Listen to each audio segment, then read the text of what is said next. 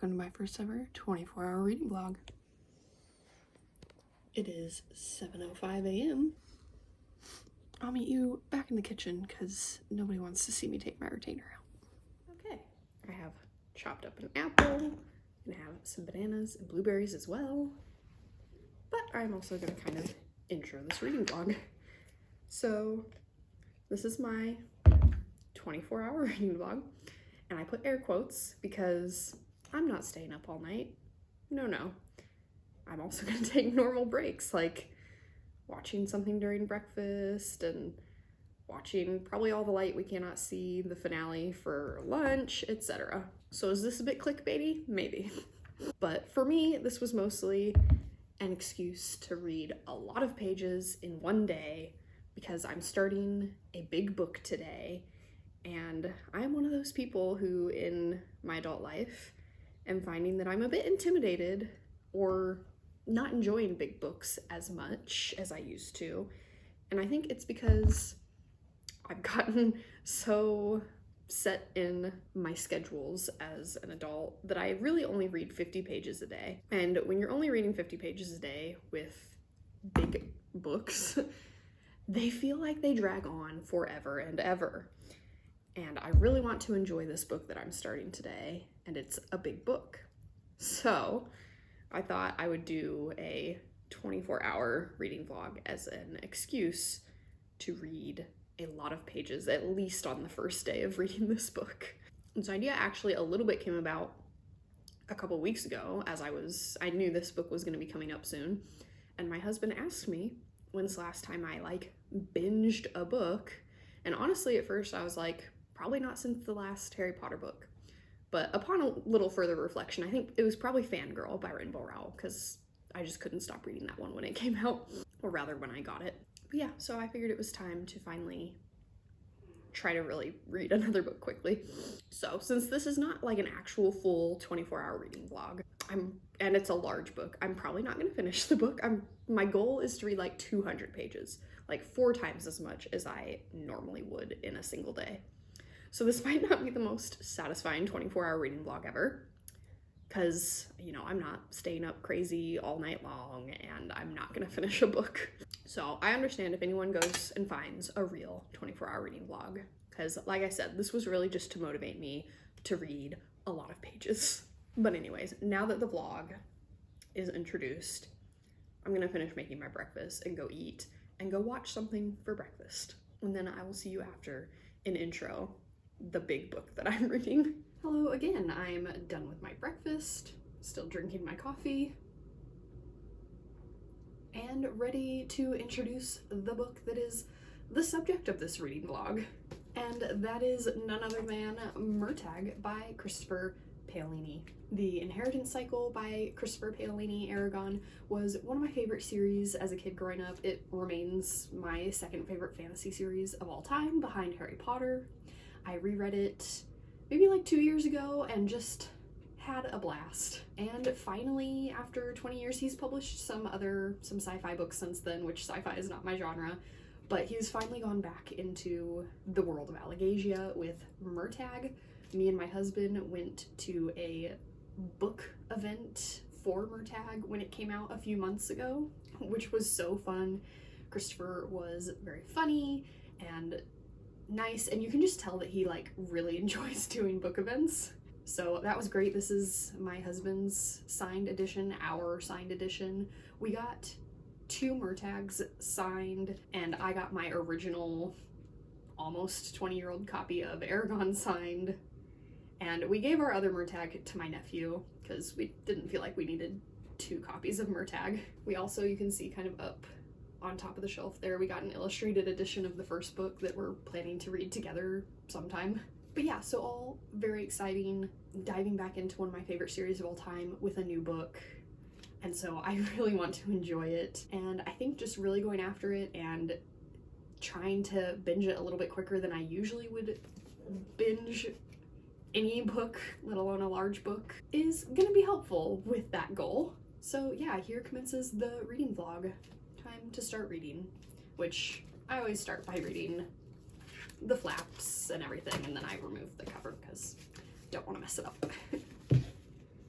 Once I actually start reading, I'll be out on the couch. But yeah, Trader, Outcast, Hunter Hero, Murtagh. I was quite disturbed at the book event to find out that it is pronounced Murtagh. I've been calling him Murtagh for years.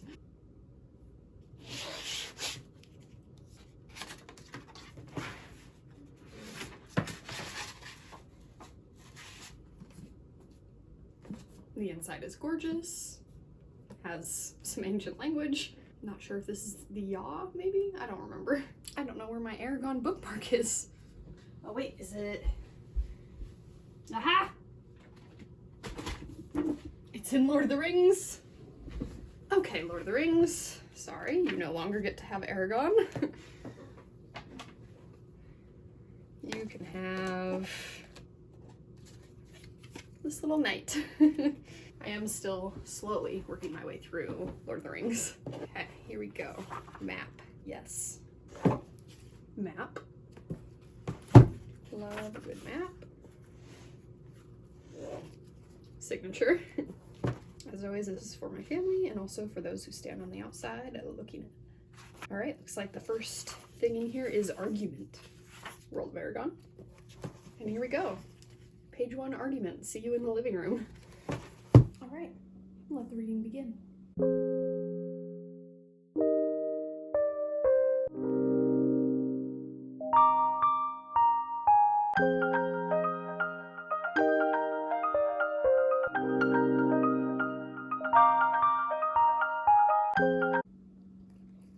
Got an Aragon and Sphera and Nazaway to name drop already. Chapter 2, The Fulsome Feast.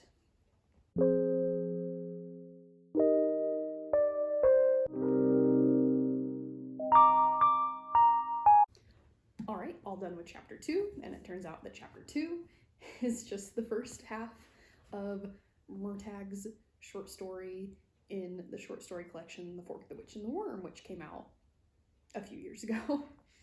So chapter 3, I think, is going to be the second half of that short story, and then the rest of the book is going to be, you know, what happens after that short story that I've already read. In this book, it was from Murtagh's perspective instead of the girl that's in the short story. So it was slightly different, I guess. But anyways, chapter 3, Fork and Blade, which his short story in the short story collection was called The Fork.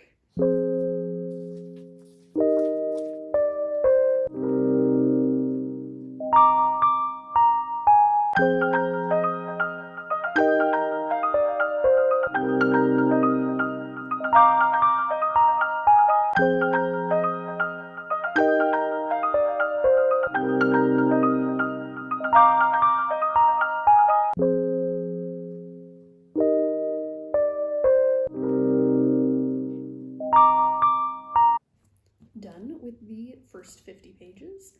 Like I said, the first 50 pages is basically just the short story The Fork from The Fork, the Witch, and the Worm, but it was interesting to see it from Murtagh's perspective, and I'm interested to see where we go from here. It is now 9:50. I think I'm going to take a small break since I have read what would usually be a whole day of reading for me. Not a whole day, but all the reading I would usually do in a day. So small break, and then I can probably fit in one more chapter before I stop for lunch. All right, had a little break. It is now 10:22. I think I'm gonna fit in one more chapter before lunch, which is gonna be chapter 4, Conclave, and I'll be up to page 65 before lunch.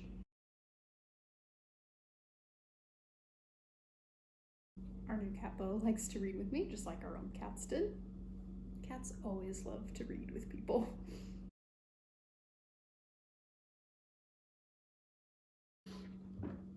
That was fast, Bo. Did he come right out? He did. Oh, you're recording. I am. Edit that part out. Maybe. Come press the button, turn it off. All right, having some leftover Chinese for lunch. It is so much more than I thought it was. I'm definitely not gonna be able to finish this.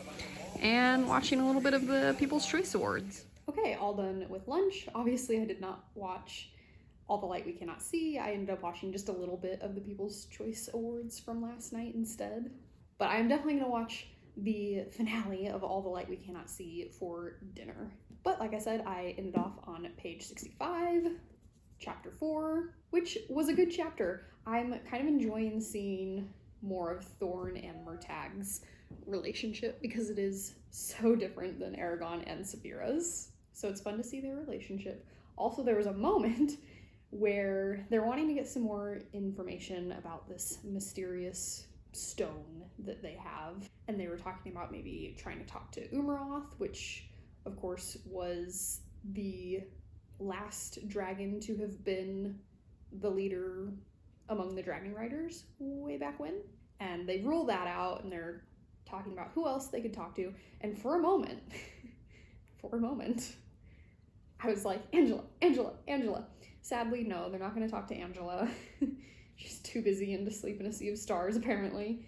And they talked about 2 characters that we have not met before, and they've settled on who they're going to try to go talk to. And it's apparently a woman who used to kind of analyze secret information found for Galbatorix back when he was king. So, not as exciting as Angela, but still will be interesting to meet a new character, I guess.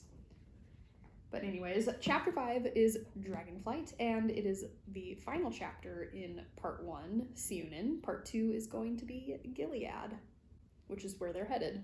And I think I'm going to try to read to about page 100 before I take my next break, which is actually going to involve some book shopping. But anyways, on to chapter 5.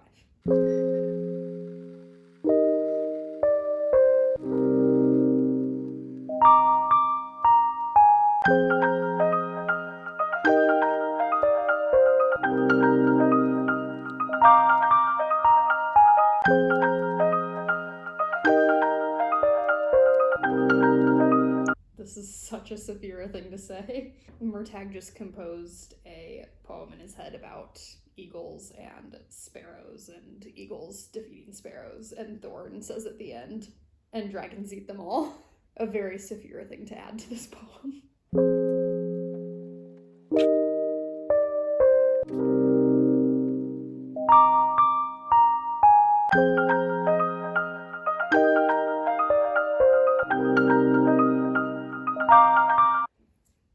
Going to be moving on to part 2, Gilead. That's going to get me to page 102, so I'll probably take a little break after that. But yeah, enjoying it so far. There is a lot of Murtagh just kind of reflecting on things that happened in the original series, which is fine, I guess, but there is a lot of it. But yeah, Gilead, here we go. We get another map, kind of. Just sort of a faraway shot of Gilead. Fun to have more maps happening in this book. All right, part 2, chapter 1, hostile territory.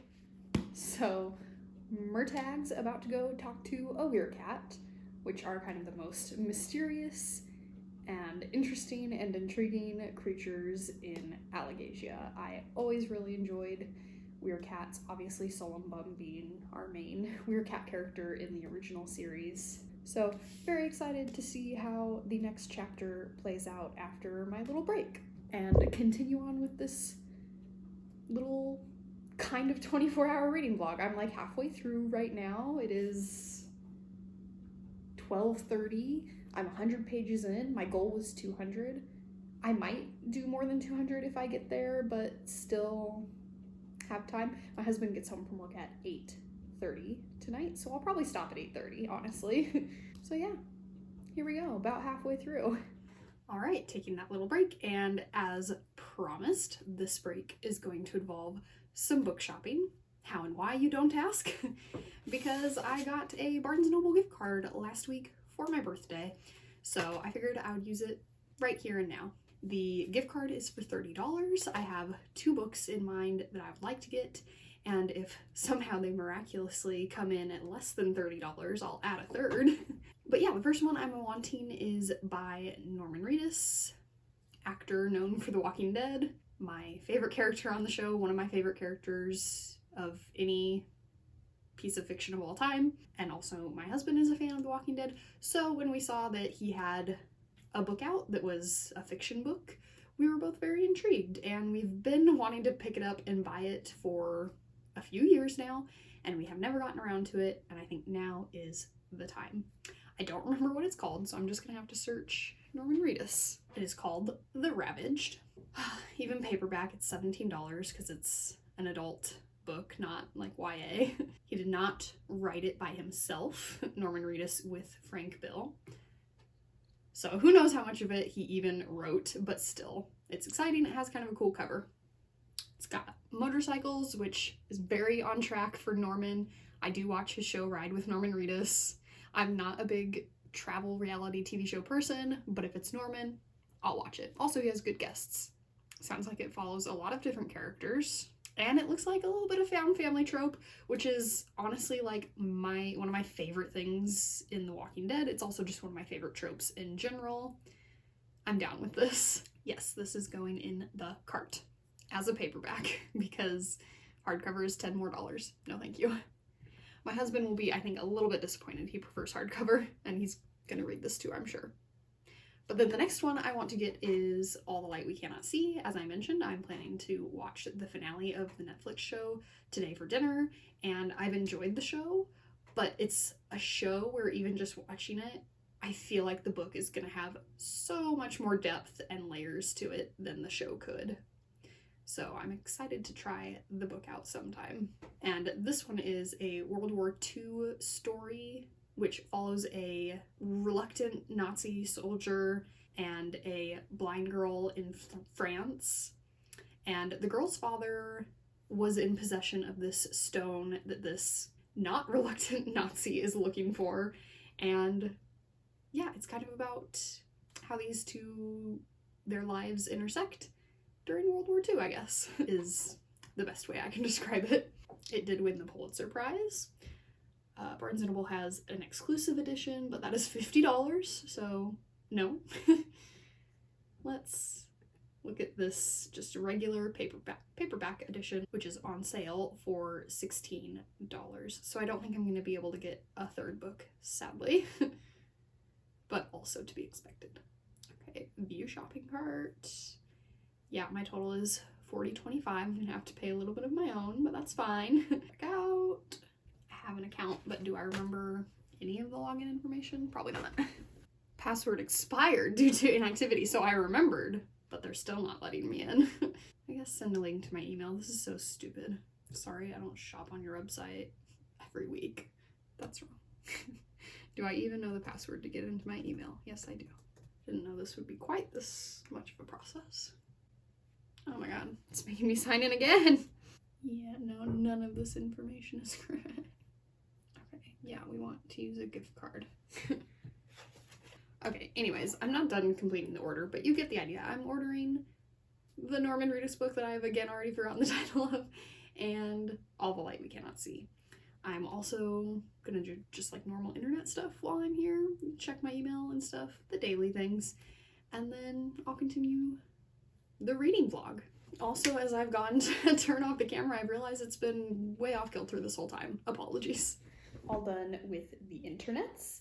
The plan is to read another 50 pages before I take another break. So that'll get me to page 150. Only 50 more to go after that.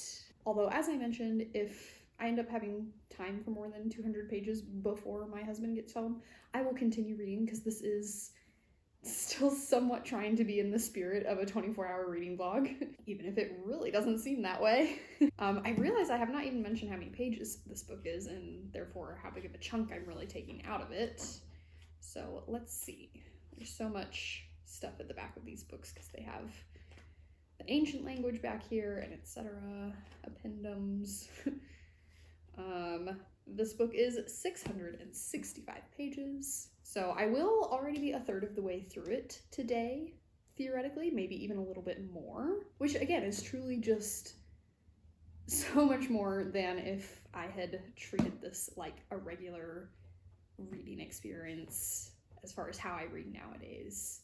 I would have only read 50 pages today if this were just a normal day. For the rest of the book, I probably will only be reading 50 pages a day, sometimes maybe a little bit less, but I definitely wanted to just give it a strong start. And like, it doesn't feel like I'm reading a ton more than I usually do, even though I definitely am. Like, I've already read twice as much today as I usually would, and it does not feel like it at all. So yeah, back into it. This is part 2, chapter 2, Questions for a Cat, which I'm excited about because, as I mentioned, I like weird cats. I like cats. And yeah, excited for this chapter. Always love interacting with a weird cat.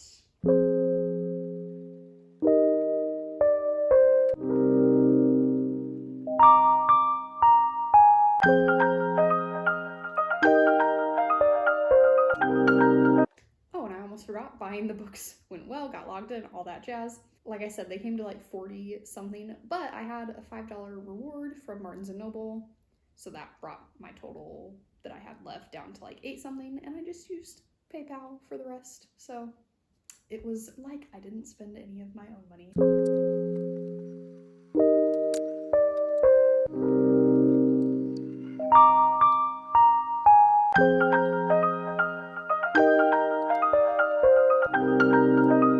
Okay, I am up to page 150. The whole fish storyline is a little bit strange. It's been like the last 2 or 3 chapters. But now that I'm up to 150, I'm taking another break, and this break is gonna be for yoga, because I need to move my body today, or I will be an unhappy camper. So, watching a boho beautiful yoga video on YouTube, that's my favorite yoga YouTube place. Me and my husband both use them. And yeah, time for some yoga. Gotta move my body a little. Feeling a little stiff.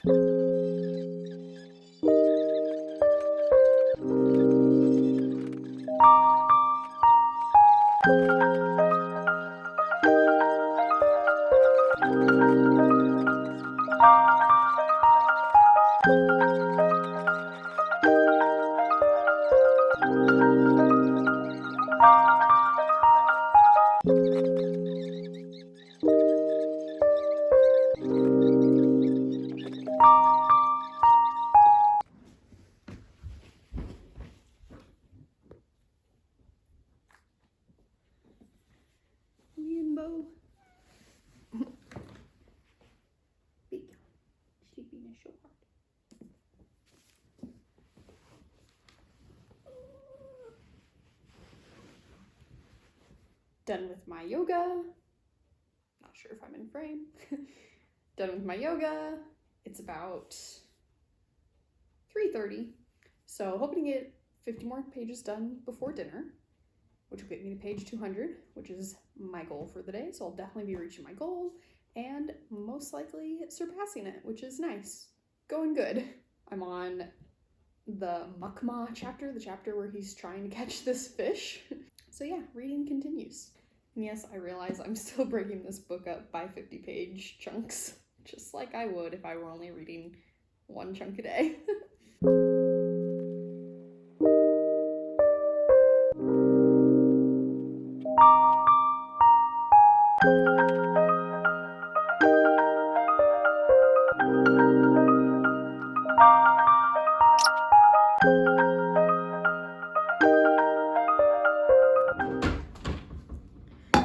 Okay, I've officially hit my goal, 200 pages in, time for dinner, which I'm just having a very cheesy dinner, cheese melted on a tortilla, and cheese and crackers.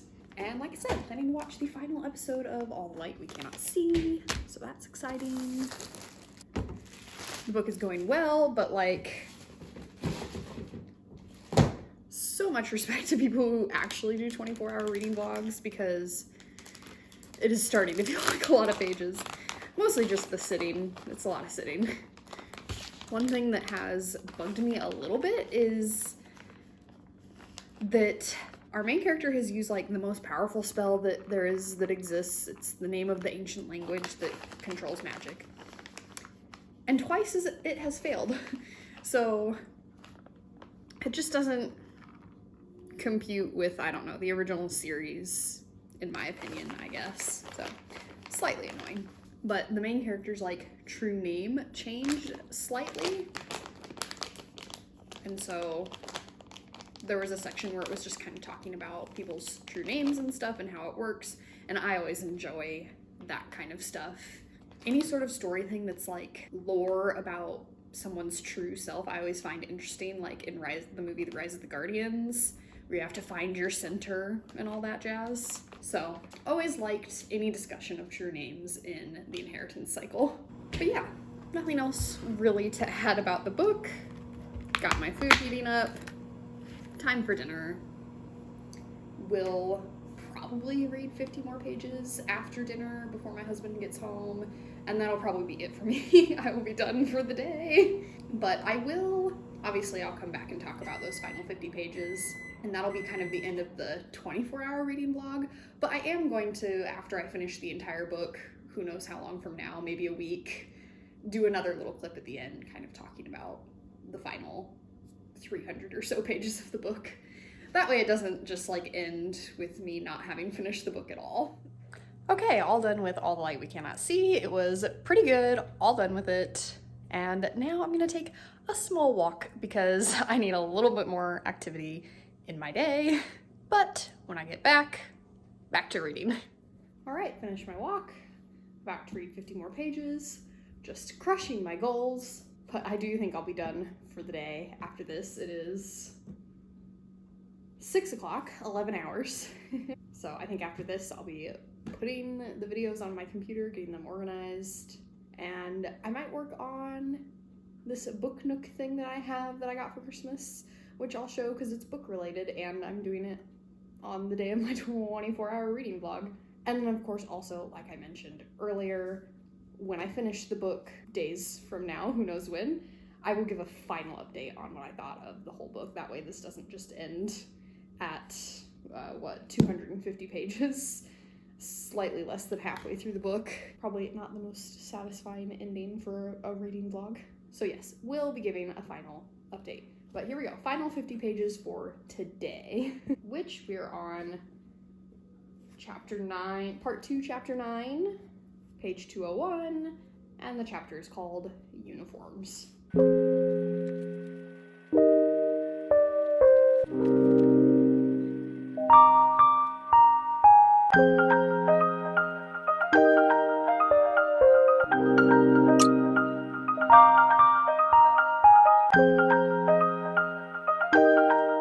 So I'm stopping at page 233. I just can't continue, it's so much reading. But it is getting interesting. Very interesting. Spoilers. So Murtagh is on a mission on behalf of a weircat to look for a child weircat that is being held prisoner. And he's under Gilead? Where are we? Gilead. In some tunnels, going through these rooms, room after room after room, to get to the room where the child is being held. And there's something that sounds a lot like an egg in one of the rooms. Not a dragon egg. So I'm wondering if it's a Razak egg. And then also he has finally gotten to the final room where the child is, and the little weircat is attacking him. And that's where I'm leaving off. So yeah, definitely these last like chapter or two have been the most interesting yet. Like I said, I'm not halfway through, but kind of somewhat approaching the halfway point. It's good so far. Probably not as good as any of the Inheritance Cycle books, but gosh, it's just so nice to be in Alagasia. And what can I say? I just am a fan of Christopher's writing. It's just always been such an easy, comforting writing style, I guess, for me. But anyways, yeah, like I said, now I'm gonna do other things. I have read truly so much today for me. I don't usually read this much in a single day anymore, but it has been nice. I have enjoyed it. Don't know if I'll do it again anytime soon, but it has been nice with this book for today. So now I'm gonna go work on my book nook. I'll show that a little bit because it's book related. And yeah, in the next few minutes, I'll give an update on the entire book. Next few minutes, your time. Next few days, my time. So this is the book nook I was talking about. I've been working on this for quite some time already, got it for Christmas. It basically is gonna be just like a little alleyway at the end of the whole process that you just set on your bookshelves for decoration. But I figured it'd be fun to work on the next step here in this video. And yeah, I have basically just been working on this one step at a time. Which, yeah, let's see what the next step is. Okay, next we are going to be building this little decorative item that I think goes upstairs inside the nook at some point. But we need C, which here are the C's. C15. Yeah. C17.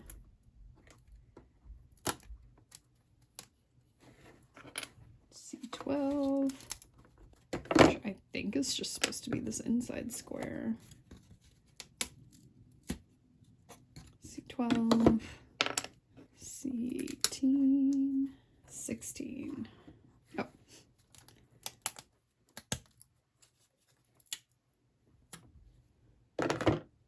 Okay, now I just have to glue all those together.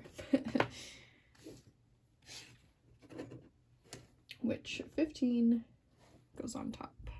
12s go on the side. No super glue on my fingers. I cannot explain how bad I am at this stuff. Booyah. There it is. And yeah, I think that's like all I can do for now, because like I'm gonna have to wait for that to dry now, because I can't touch that. So this is how one step at a time I'm going with this. But yeah, so yeah, you see that I'm now working on this.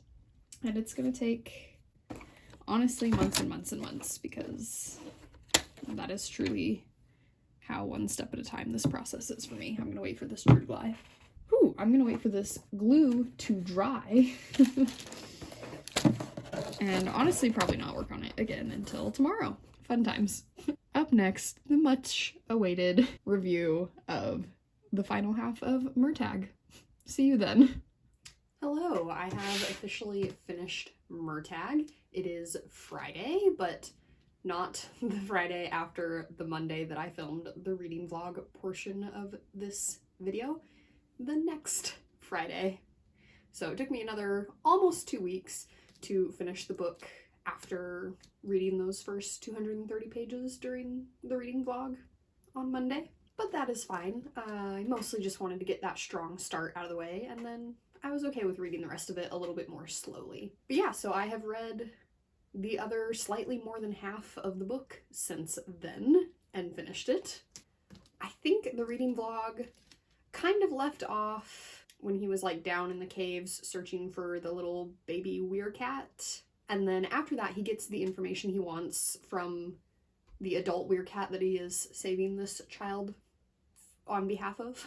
And so after that is like when the real meat of the book happens. That's when Murtagh finally gets to the place that he's like been searching for to solve this mystery. So everything I read during the reading vlog was basically just set up for that. Yes, 230 pages of setup. But the weircat section of the book remains my favorite section of the book, probably, so I'm okay with that. It definitely had some of the most intriguing stuff in it. And yeah, the section with him like meeting the person that he's wanting to find out this information from, or like solve this whole mystery that he's trying to solve, I didn't love. It was half of the book, and also, this is when we're going to start getting into many more spoilers, so just spoilers throughout. But Murtagh kind of just lives with these people that he's trying to find out more about them for a while. He definitely doesn't fully trust them, but also he's just being very, like, polite, just living there, just, like, politely asking, like, hey, what are your goals? What are you trying to accomplish? Who do you serve? What's going on here? And they just keep evading his questions and evading his questions. And then, like, he gets really insistent about it, and then he, like, goes down into this cave to, like, explore what's going on in this settlement.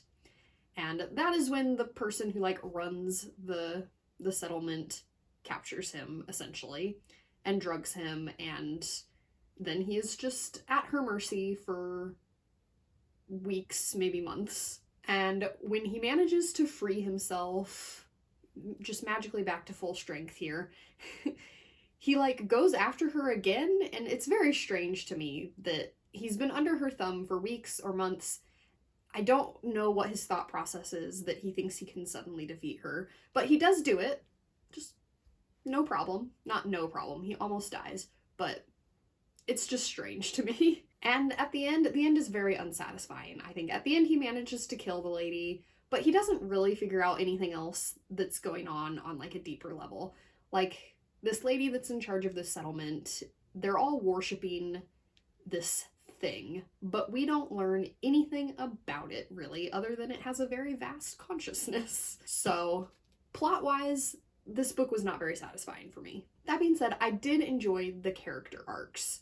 I really enjoyed everything to do with, like, Murtagh and Thorn contemplating their true names. I really enjoyed the scene where Murtagh renames his sword Zarok, which is misery in the ancient language. He renames it to Ithram, which means freedom, which just works very well for Murtagh's character arc throughout not just this book, but more so the inheritance cycle. So yeah, satisfying character arcs, but not a satisfying plot, in my opinion. But yeah, going back to Murtagh and his pursuit of this character that has already, like, soundly defeated him once, and just still he's gonna go on his own to try to defeat her. There was a lot in this book of Murtagh being dumb and getting into stupid situations and having stupid injuries and just generally not making smart choices. Which, this is kind of a classic thing within the inheritance cycle. This happens to Eragon a lot in the inheritance cycle. Just dumb accidents and injuries. Like the time that Eragon, like, slipped in a river and, like, broke a wrist. Just silly stuff like that is a major presence in the inheritance cycle. And it also was in Murtagh, but it doesn't really work very well in Murtagh because with Eragon, he's a kid, he's completely new to this world, he's learning, he's having to face challenges that he's never faced before. It makes, like, total sense for Eragon to just be a dumb kid and be making dumb mistakes all the time and, like, using magic in ways that might kill him and doing all this dumb stuff. It makes sense, and it kind of makes him a little bit endearing. It makes him a more relatable main character. It works really well for Eragon in the inheritance cycle. It does not work for Murtagh in this book because, I mean, not that as an adult you never make mistakes, but Murtagh is an adult who's been in this world for a while. He hasn't received quite the same training as Eragon, especially in the ancient language and magic, which he notes in the book. But still, just some of the choices he's making and some of the dumb situations he's getting himself into really make you roll your eyes because Murtagh is just a more serious character than Eragon. And he just comes off a little bit more mature than Eragon in many ways. And so it doesn't play as cute in Murtagh like it does in the inheritance cycle. It plays as this doesn't match this character. But going back to the unsatisfying ending, I'm kind of bouncing all over the place here. But just saying the thoughts as I remember them, as I had them in the book. Going back to the ending being unsatisfying. This book, clearly there's going to be more with it in the afterword and acknowledgements. Christopher says that there's going to be more done with the things in this story because there were storylines that were not tied up. But this is still supposed to be a standalone. Like, he says right in the afterward acknowledgements that this is a standalone. And so to me, there were way too many loose ends for it to work well as a standalone, in my opinion. Like, even if he is gonna tie up these loose ends in other unconnected stories, this still needs to be a full story, and for me, it wasn't.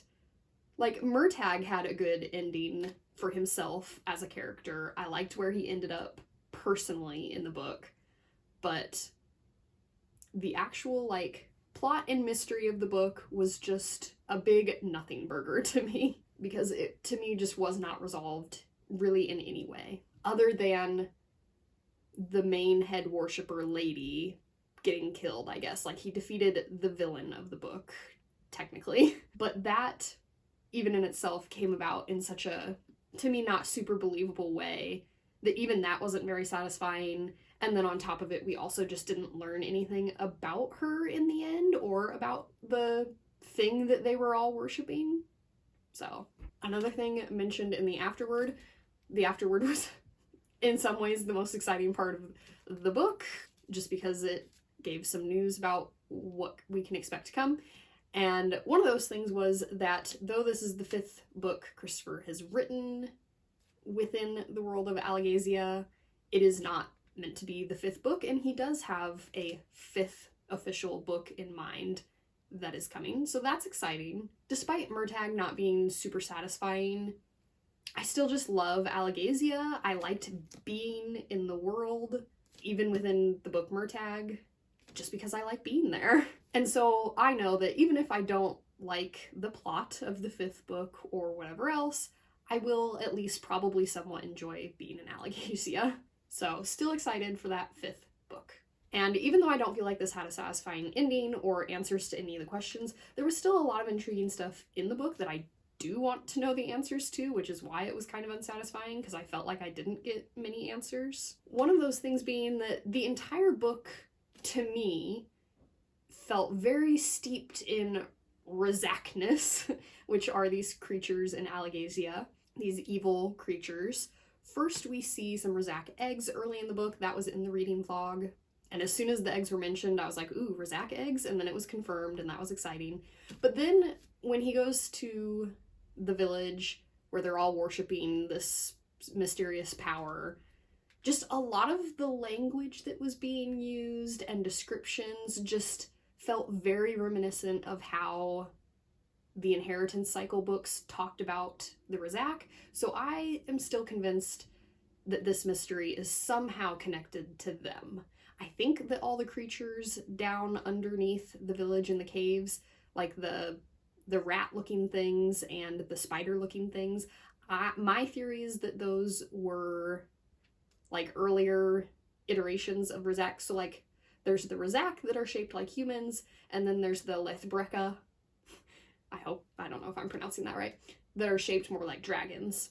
So I think there are earlier stages to their lifespan than just those two that we know about from the Inheritance Cycle.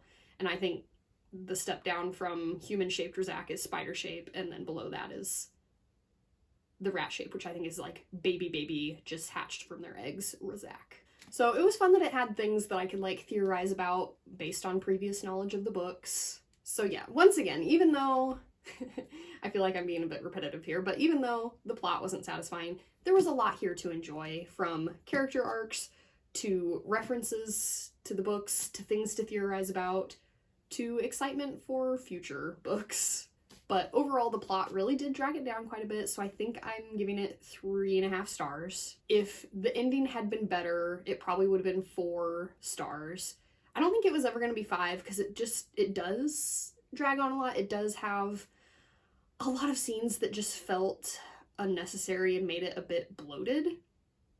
Most especially, like, a lot of the time where he's just living in the village and is not yet, like, enslaved by the head lady. Like, when they're hunting the hogs, the pigs, whatever pig creature they were hunting. That felt unnecessary. Honestly, I think, like I said in the vlog, the hunt for the giant fish thing in the lake felt a bit unneeded.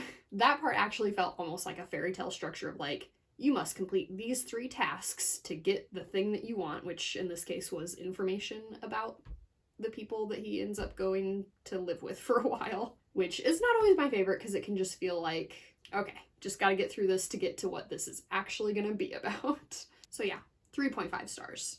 I hope you enjoyed the reading vlog.